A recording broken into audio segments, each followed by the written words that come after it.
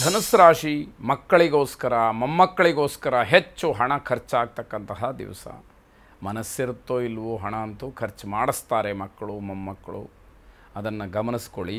ಮನೆಯಿಂದ ಹೊರಗಡೆ ಹೆಚ್ಚು ಆನಂದದ ಸಮಯ ನಿಮಗಿರುತ್ತೆ, ಹೆಚ್ಚು ಆನಂದವನ್ನು ಹೊಂದಿರಿ. ಮನೋರಂಜನೆಗೋಸ್ಕರವಾಗಿ ಹೊರಗಡೆ ಹೋಗ್ತಕ್ಕಂತಹ ಯೋಗ. ರಸ್ತೆ ಬದಿಯ ಆಹಾರವನ್ನು ಸೇವನೆ ಮಾಡಬೇಡಿ ಅಂತಕ್ಕಂಥದ್ದು ಆರೋಗ್ಯದ ದೃಷ್ಟಿಯಿಂದ. ಒಂದು ವೇಳೆ ಸೇವನೆಯನ್ನು ಮಾಡಿದರೆ ಅದು ನಿಮಗೆ ಆರೋಗ್ಯದ ದೃಷ್ಟಿಯಿಂದ ತೊಂದರೆ ಆಗುತ್ತೆ ಅನ್ನುವಂಥದ್ದು. ಅನಾರೋಗ್ಯ ಏನಾದರೂ ಕಾಣಿಸ್ಕೊಂಡ್ರೆ ನಿರ್ಲಕ್ಷ್ಯವನ್ನು ಮಾಡದಲೇ ತತ್ಕ್ಷಣದಲ್ಲಿ ವೈದ್ಯರ ಸಲಹೆಯನ್ನು ಪಡ್ಕೊಳ್ಳೇಬೇಕು ಅನ್ನುವಂಥದ್ದು.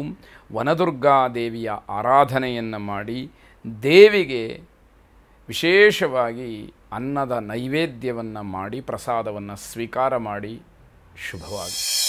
ಮಕರ ರಾಶಿ, ಯಾರು ನಿಮ್ಮಿಂದ ಹಣವನ್ನು ಸಾಲವಾಗಿ ಪಡ್ಕೊಂಡಿರ್ತಾರೋ ಅವರು ಈ ದಿವಸ ಅವರಷ್ಟಕ್ಕವರೇ ಹಿಂದಿರುಗಿಸ್ತಕ್ಕಂತಹ ಒಂದು ವಾತಾವರಣ ಬರುತ್ತೆ. ಆ ಸಾಧ್ಯತೆಗಳು ಹೆಚ್ಚಾಗಿದೆ. ಇಂಜಿನಿಯರಿಂಗ್ ಮತ್ತು CA ವಿದ್ಯಾರ್ಥಿಗಳಿಗೆ ಶುಭವಾದಂತಹ ದಿವಸ. ನಿಮ್ಮ ವಿದ್ಯಾಕ್ಷೇತ್ರದಲ್ಲಿ, ಶೈಕ್ಷಣಿಕ ಕ್ಷೇತ್ರದಲ್ಲಿ, ವ್ಯಾಸಂಗ ಕ್ಷೇತ್ರದಲ್ಲಿ ಹೆಚ್ಚಿನ ಸಾಧನೆಯನ್ನು ಮಾಡಲಿಕ್ಕೆ ಅವಕಾಶಗಳಿದೆ. ಅದರ ಸದ್ವಿನಿಯೋಗವನ್ನು ಮಾಡಿಕೊಳ್ಳಿ. ಸಾಧನೆಯನ್ನು ಮಾಡಿ ಬೇರೆಯವರಿಗೆ ಮಾದರಿಯಾಗಿ ತಂದೆ ತಾಯಿಗಳ ಗೌರವವನ್ನು ಹೆಚ್ಚಿಸಿ ಅಂತಕ್ಕಂಥದ್ದು. ಓದಿನ ಕೊನೆಯ ಹಂತದವರೆಗೂ ಕೂಡ ಉದ್ಯೋಗಕ್ಕೆ ಅವಕಾಶಗಳಿದೆ. ಹಾಗಾಗಿ ಓದುವುದರ ಜೊತೆಗೆ ಉದ್ಯೋಗವನ್ನು ಕೂಡ ಮಾಡಲಿಕ್ಕೆ ಅವಕಾಶಗಳಿದೆ. ಹೆಚ್ಚಿನ ಸಂಪಾದನೆ, ವಿದ್ಯಾರ್ಜನೆ ನಿಮ್ಮ ಪರವಾಗಿ ಆಗತ್ತೆ ಅಂತಕ್ಕಂಥದ್ದು. ಪಾರಿಜಾತ ಸರಸ್ವತಿಯನ್ನು ಪ್ರಾರ್ಥನೆ ಮಾಡಿ, ಸರಸ್ವತೀ ದೇವಿಗೆ ಪಾರಿಜಾತದ ಹೂವಿನಿಂದ ಅರ್ಚನೆ ಮಾಡಿ ಶುಭವಾಗಿ. ಕುಂಭರಾಶಿ, ಈ ದಿವಸ ನಿಮ್ಮದೇ ಆದಂತಹ ಲೋಕದಲ್ಲಿ ವಿಹರಿಸ್ತೀರಿ. ನೀವು ಸ್ವತಂತ್ರವಾಗಿರಬೇಕು ಅನ್ನುವಂತಹ ಅಪೇಕ್ಷೆ, ಏಕಾಂಗಿಯಾಗಿರಬೇಕು ಅಂತಕ್ಕಂತಹ ಅಪೇಕ್ಷೆ, ಇವೆಲ್ಲವೂ ಕೂಡ ಈ ದಿವಸ ನೆರವೇರೋದಕ್ಕೆ ಸಾಧ್ಯತೆಗಳಿದೆ. ಯಾವುದಾದರೂ ಸರಿಯಾದಂತಹ ಸಮಯಕ್ಕೆ ಒಂದು ಕೆಲಸವನ್ನು ಮಾಡಿ ಮುಗಿಸಬೇಕು ಅಂತಕ್ಕಂಥದ್ದು ಮನಸ್ಸಿಗೆ ಬರುವುದೇ ಇಲ್ಲ.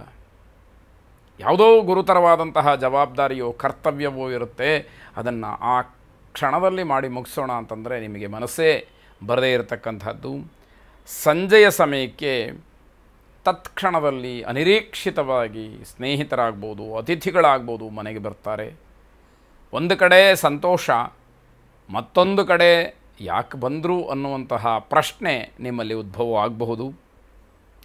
ಅವರ ಉಪಚಾರ, ಅವರ ಜೊತೆ ಮಾತು ಕತೆ ಇತ್ಯಾದಿಗಳಲ್ಲಿ ಸಮಯ ಹೋಗಿದ್ದೇ ನಿಮಗೆ ಗೊತ್ತಾಗದೇ ಇರತಕ್ಕಂಥದ್ದು. ಮಧ್ಯರಾತ್ರಿಯವರೆಗೂ ಕೂಡ ಮಾತುಕತೆಯನ್ನು ಮುಂದುವರಿಸಿಕೊಂಡು ಸಂತೋಷವನ್ನು ಹಂಚಿಕೊಂಡು ಕಾಲವನ್ನು ಕಳೀತಕ್ಕಂತಹ ಯೋಗ ಇದೆ. ಆದರೆ ತೀರ್ಮಾನ ನಿಮ್ಮದಾಗಿರುತ್ತೆ. ಅನ್ನಪೂರ್ಣೇಶ್ವರಿಯನ್ನು ವಿಶೇಷವಾಗಿ ಪ್ರಾರ್ಥನೆ ಮಾಡಿ, ವಿಕಲಚೇತನರಿಗೆ ಕೈಲಾದಂತಹ ಸಹಾಯವನ್ನು ಮಾಡಿ ಬೇರೆಯವರಿಗೆ ಮಾದರಿಯಾಗಿ ಶುಭವಾಗಿ. ಕೊನೆಯದಾಗಿ ಮೀನರಾಶಿ, ತುಂಬ ಪರಿಶ್ರಮದಿಂದ ಕಟ್ಟಿಕೊಂಡಂತಹ ಆಸೆ, ಆಕಾಂಕ್ಷೆಗಳು, ಕನಸುಗಳು ನುಚ್ಚುನೂರಾಗ್ತಕ್ಕಂತಹ ಸಮಯ. ಗ್ರಹಚಾರ ಚೆನ್ನಾಗಿಲ್ಲ ಅಂತಾದರೆ ನಮ್ಮ ಪ್ರಯತ್ನಗಳೆಲ್ಲವೂ ಕೂಡ ವಿಫಲವಾಗುತ್ತೆ, ವ್ಯರ್ಥವಾಗುತ್ತೆ ಅನ್ನೋದಕ್ಕೆ ಕೆಲವು ಉದಾಹರಣೆಗಳು ಸಾಕ್ಷಿಯಾಗುತ್ತೆ. ನಿಮ್ಮ ಮನಸ್ಸೇ ನಿಮ್ಮ ಮಾತನ್ನು ಕೇಳೋದಿಲ್ಲ, ನಿಮ್ಮ ಮನಸ್ಸು ನಿಮ್ಮ ಹಿಡಿತಕ್ಕೆ ಸಿಗ್ತಾ ಇಲ್ಲ ಅನ್ನುವಂಥದ್ದನ್ನು ಗಮನಿಸ್ಕೊಳ್ಳಿ. ನೀವೂ ಕೂಡ ಯಾರ ಮಾತನ್ನು ಕೇಳೋದಿಲ್ಲ. ಇಂತಹ ಸ್ವಭಾವಕ್ಕೆ ಏನು ಹೇಳಬೇಕು? ಒಟ್ಟಾರೆ ಒಬ್ಬಂಟಿಯಾಗಿ ಕುಳಿತು ತೀರಾ ಸಂಕಟ ಪಡ್ತೀರಿ. ಯಾರ ಹತ್ರ ಹೇಳ್ಕೊಳಕ್ಕಾಗೋದಿಲ್ಲ ಏನಾಗ್ತಾ ಇದೆ ಅಂತ, ಅನುಭವಿಸೋದಕ್ಕೆ ಕಷ್ಟ ಆಗ್ತಾ ಇದೆ. ಸಾಂತ್ವನ ಹೇಳ್ತಕ್ಕಂಥವರೂ ಇಲ್ಲ. ಹೀಗಾಗಿ ಮನಸ್ಸಿನ ಮೇಲೆ ಅದು ತುಂಬ ದೊಡ್ಡ ದುಷ್ಪರಿಣಾಮವನ್ನು ಬೀರ್ತಕ್ಕಂಥದ್ದು.